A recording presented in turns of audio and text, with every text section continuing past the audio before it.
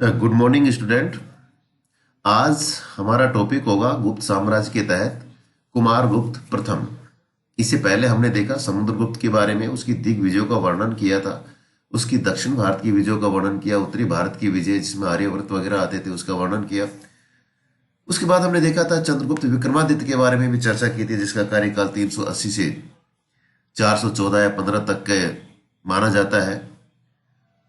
और फिर हमने बीच में फाहियान का पूरी तरह से वर्णन किया था कि फाहियान जो चंद्रगुप्त विक्रमादित्य के समय आता है और किस प्रकार वो यहाँ पाटलिपुत्र का वर्णन करता है, उन सब चीजों के बारे में हमने यहाँ चर्चा की।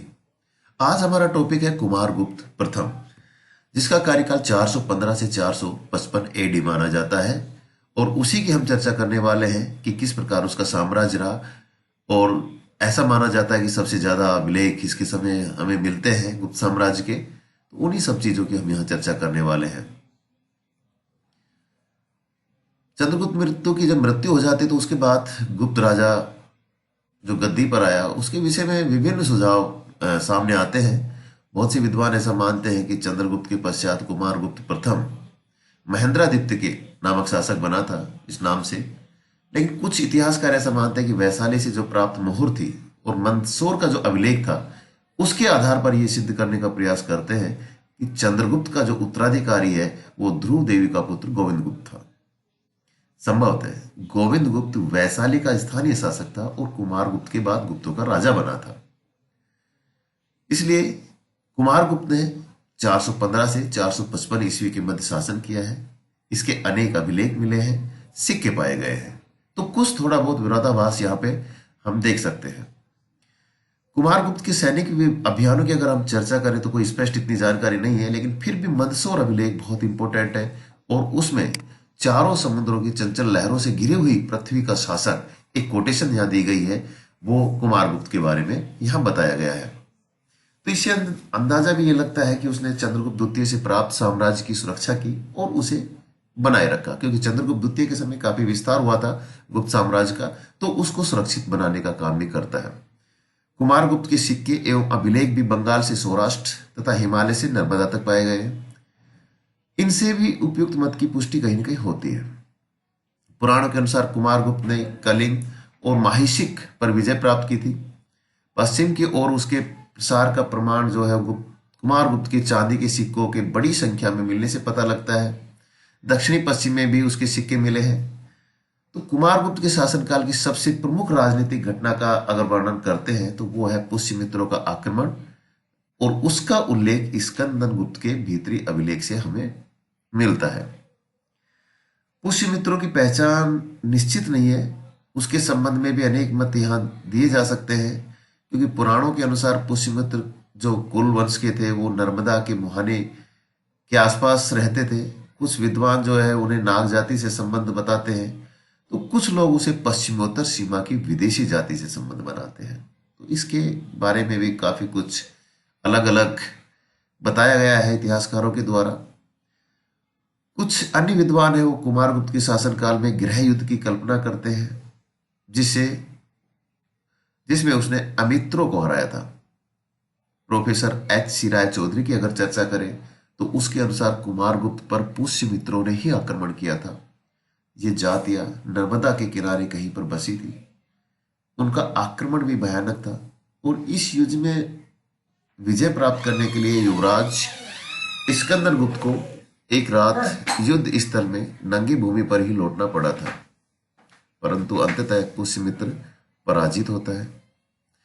कुमारगुप्त के समय में संभवतः हुणों ने भी आक्रमण किया है। तो पहला तो हम देखते हैं कि यहाँ पुष्यमित्रों का आक्रमण होता है, दूसरा यहाँ पर हुणों के आक्रमण का उल्लेख यहाँ पर मिलता है, और स्कंदन गुप्त ने अपने पराक्रम से उनको पराजित भी किया था। कुमारगुप्त ने अपने नाम के सिक्के डलवाए तथा अश्वमेध यज्ञ भी किया था।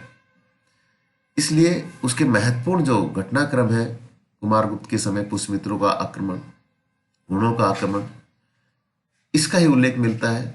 बाकी इसका जो राज्यकाल है वो सुख, शांति और समृद्धि का माना जाता है। कुमारगुप्त प्रथम ने चंद्रगुप्त विक्रमादित्य द्वितीय के समय के जो गौरव था उसको बनाए रखने का काम किया। जो प्रशासनिक व्यवस्था उसके समय चलती आ रही थी उसी को चलाता रहा। कुमारगुप्त के अभिलेखों में भी कुछ अधिकारियों और प्रशासनिक इकाइयों का नाम मिलता है जो अलग हटके है गुप्त साम्राज्य से। कुछ प्रशासनिक इकाइयां है या कुछ अधिकारी है तो उनके नाम इसके समय मिलते हैं, जिसमें पुंड्रवर्धन भुक्ति में चिरात दत्त का उल्लेख मिलता है, एरण में घटोत्कच गुप्त तथा बंधुवर्मन, दसपुर में कुमारगुप्त के प्रतिनिधि के रूप में शासन करते थे। पृथ्वीसेन जो था वो महाबलाधिकृत के पद पर सुशोभित था। कुमारगुप्त के अभिलेखों से भूमि व्यवस्था और श्रेणी तथा निगम के कार्यों के विषय में भी हमें काफी कुछ जानकारी यहाँ मिलती है।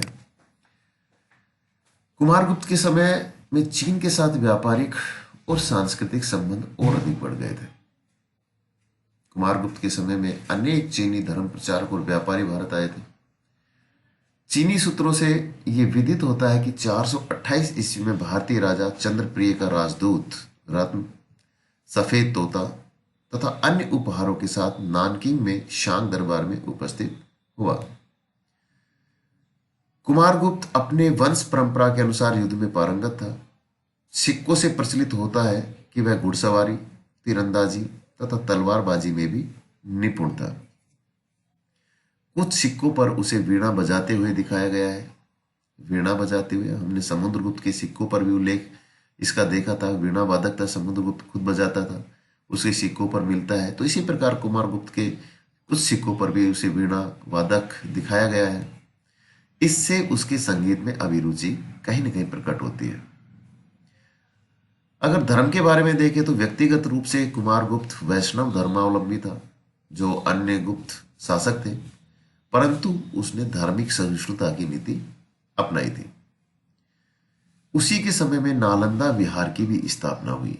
ये आपको याद रखना है, बार बार क्वेश्चन पूछा जाता है नालंदा विहार की स्थापना किस गुप्त सम्राट के समय हुई, तो ये याद रखना, बहुत बार क्वेश्चन आया है कुमारगुप्त प्रथम के समय।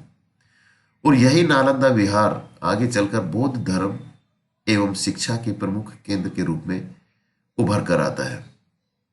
तो कुमारगुप्त ने अपने जीवन के अंतिम काल में चंद्रगुप्त प्रथम के समान ही अपने पुत्रों के लिए राज का त्याग भी कर दिया था।